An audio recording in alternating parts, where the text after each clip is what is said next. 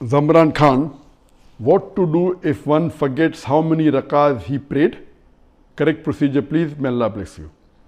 While a person is praying, and if he forgets how many rakah has he prayed, and this happens quite a few times because the mind diverts and you forget how many rakat have you prayed. So in this situation, you count the lower number.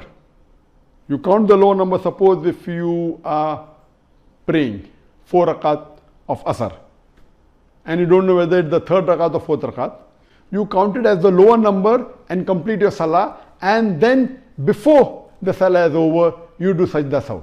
You do 2 sajdas before the Salah is over, and then you do your Salam. This is the right procedure. Similarly, when you're doing Tawaf around the Kaaba, you don't know how many circles you have done Tawaf. So count the lower number, since you have to finish 7, and complete the balanced number. That is the right procedure. Count the lower number and complete the Salah, and in the Salah you do sajda saw.